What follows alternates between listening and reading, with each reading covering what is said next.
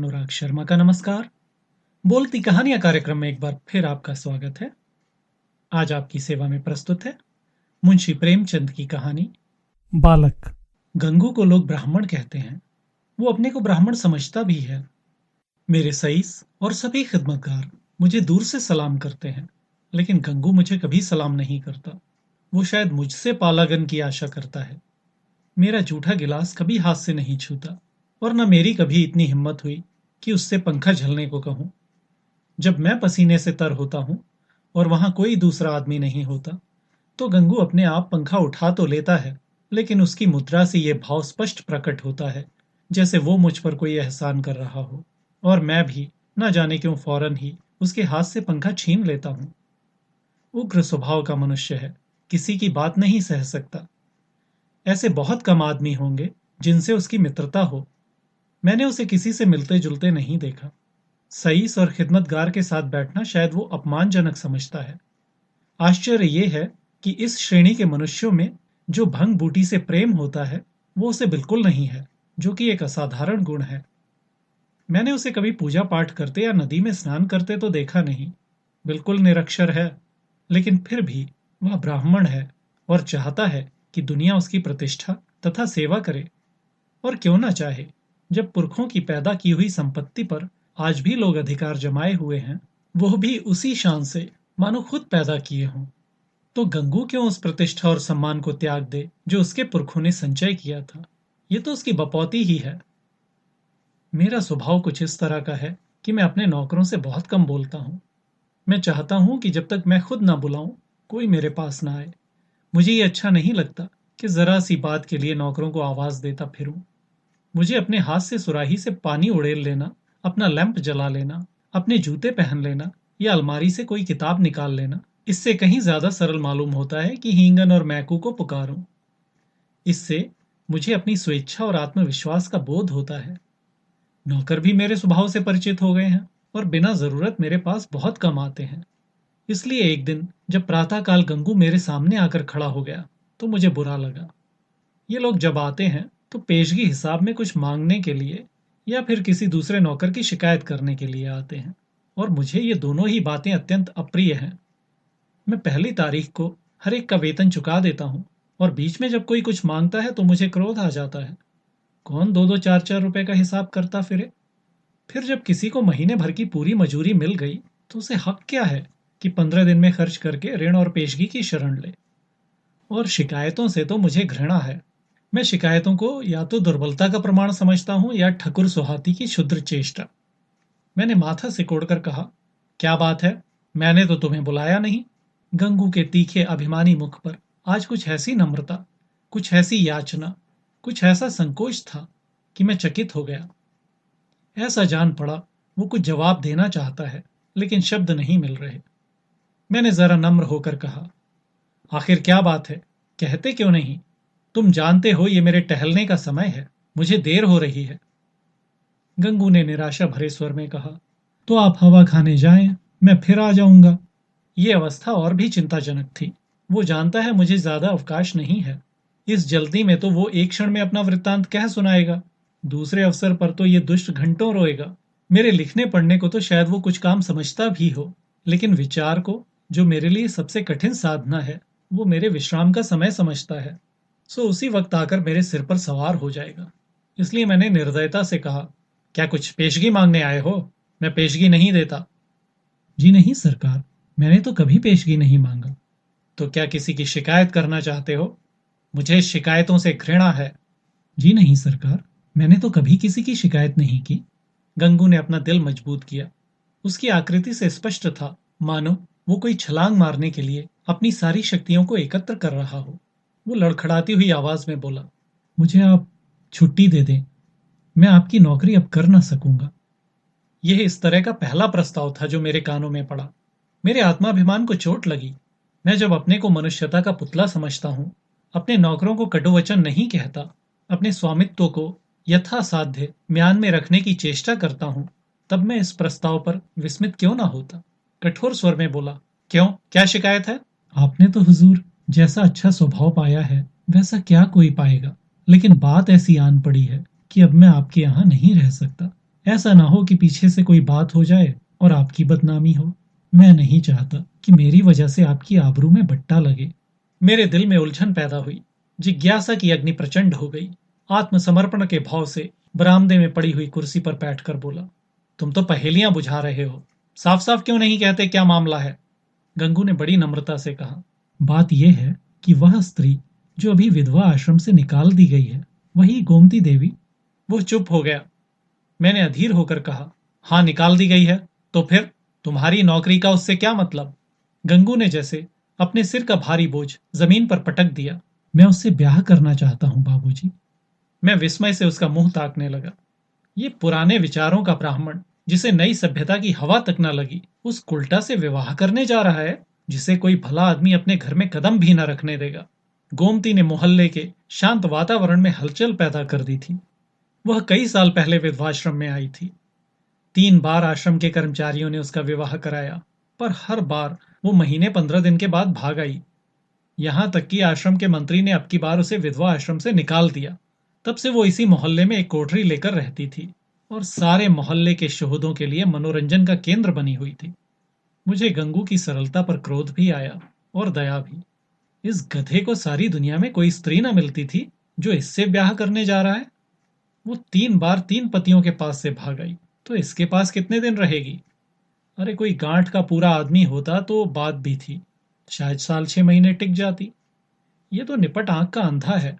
1 सप्ताह भी निभाना होगा।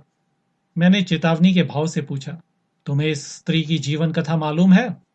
गंगू ने आंखों देखी बात की तरह कहा, सब झूठ है सरकार। लोगों ने नाहक उसको बदनाम कर दिया है। क्या कहते हो? वो 3 बार अपने पतियों के पास से नहीं भाग आई? उन लोगों ने उसे निकाल दिया तो क्या करती? कैसे बुद्धू आदमी हो? कोई इतनी दूर से आकर विवाह करके ले जाता है, हजारों रुपए खर्च करता है, इसलिए कि औरत को निकाल दे? गंगू ने भावुकता से कहा, जहां प्रेम नहीं है हुजूर, वहां कोई स्त्री नहीं रह सकती। स्त्री केवल रोटी कपड़ा नहीं चाहती, प्रेम भी तो चाहती है। वे लोग समझते होंगे कि हमने एक विधवा से विवाह करके उसके ऊपर कोई बहुत बड़ा एहसान किया है। चाहते होंगे तन मन से वो उनकी हो जाए। लेकिन दूसरे को अपना बनाने के लिए पहले आप उसका बन जाना पड़ता है हुजूर। फिर उसे एक बीमारी भी है। उसे कोई भूत सा लगा हुआ है। कभी कभी बकझक करने लगती है और बेहोश हो जाती है।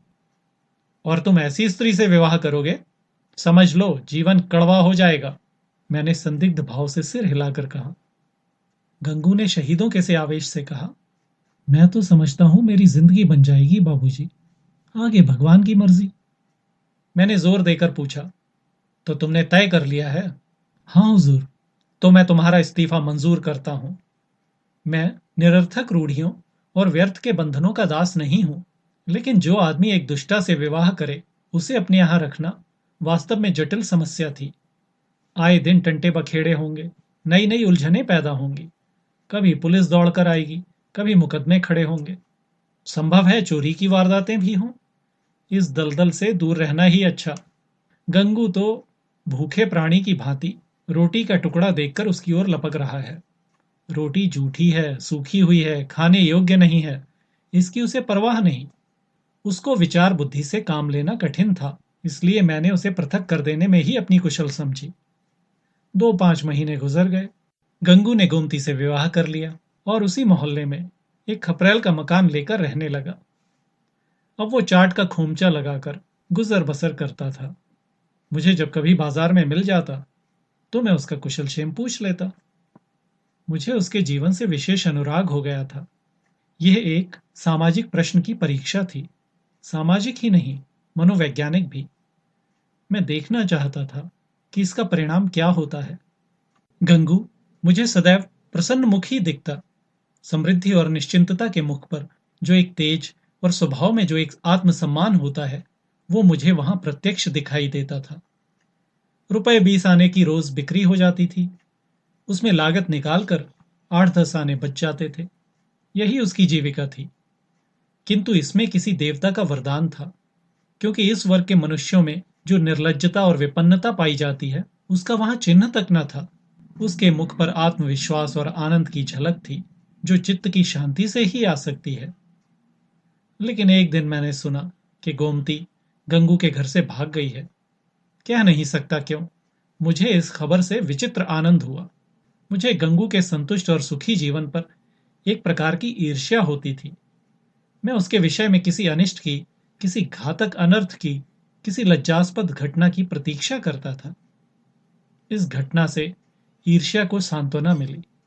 आखिर वही बात हुई ना जिसका मुझे विश्वास था।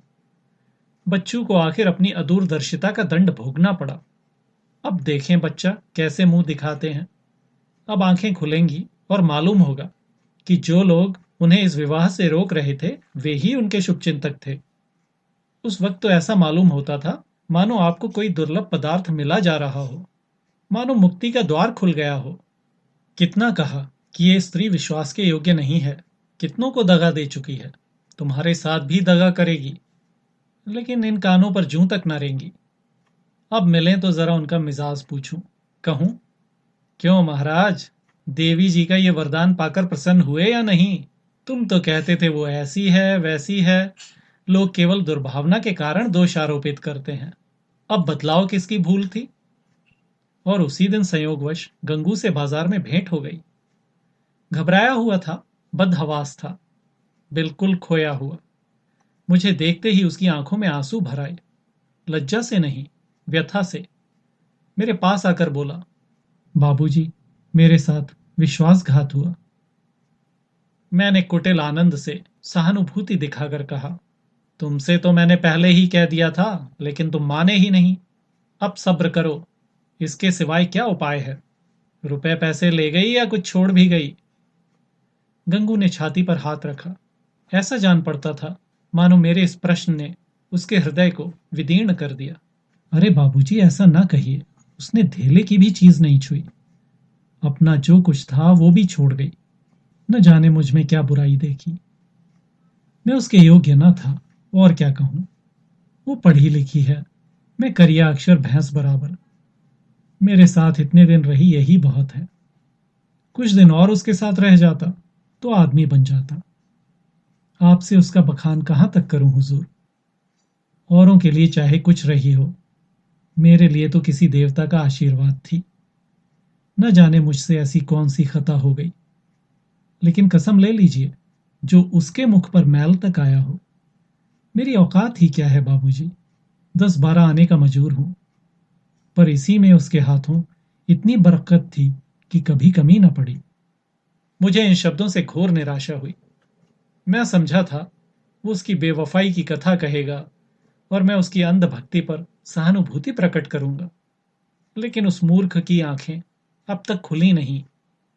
अब भी उसी का मंत्र पढ़ रहा है। अवश्य ही इसका चित्त कुछ अव्यवस्थित है। मैंने कुटिल परिहास आरंभ किया, तो तुम्हारे घर से कुछ नहीं ले गई? कुछ भी नहीं बाबूजी, धेले की चीज भी नहीं। और तुमसे प्रेम भी बहुत करती थी। अब आपसे क्या कहूं बाबूजी, वो प्रेम तो मरते दम तक याद रहेगा। फिर भी तुम्हें छोड़कर चली गई, यही तो आश्चर्य है बाबूजी। त्रिया चरित्र का नाम सुना है कभी? अरे बाबूजी, ऐसा ना कहिए। मेरी गर्दन पर कोई छुरी रख दे तो भी मैं उसका यश गाऊंगा। तो फिर ढूंढ निकालो। हाँ मालिक, जब तक उसे ढूंढ ना लाऊंगा मुझे चैन ना आएगा। बस इतना मालूम हो जाए कि वो है कहाँ, फिर तो उसे ले ही आऊंगा। और बाबूजी, मेरा दिल कहता है कि वो आएगी जरूर। देख लीजिएगा, वो मुझसे रूठ कर नहीं गई। जाता हूं, महीने 2 महीने जंगल पहाड़ की धूल छानूंगा। जीता रहा तो फिर आपके दर्शन करूंगा। ये कहकर वो उन्माद की दशा में एक तरफ चल दिया। इसके बाद मुझे एक जरूरत से नैनीताल जाना पड़ा। 1 महीने के बाद लौटा और अभी कपड़े भी न उतारने पाया था कि देखता हूं गंगू एक नवजात शिशु को गोद में लिए खड़ा है। शायद कृष्ण को पाकर नंद भी इतने पुलकित न हुए होंगे। मालूम होता था उसके रोम रोम से आनंद फूटा पड़ रहा है। चेहरे और आंखों से कृतज्ञता और श्रद्धा के राग से निकल रहे थे। कुछ वही भाव था जो किसी क्षुधा पीड़ित भिक्षुक के चेहरे पर भरपेट भोजन करने के बाद नजर आता है। मैंने पूछा, कहो महाराज, गोमती देवी का कुछ पता लगा? तुम तो बाहर गए थे। गंगू ने आपे में न समाते हुए जवाब दिया, हाँ बाबूजी, आपके आशीर्वाद से ढूंढ लाया। लखनऊ के जनाने अस्पताल में मिली। यहाँ एक सहेली से कह गई थी कि अगर वे बहुत घबराएं तो बतला देना। मैं सुनते ही लखनऊ भागा और उसे ले आया। घाते में ये बच्चा भी मिल गया।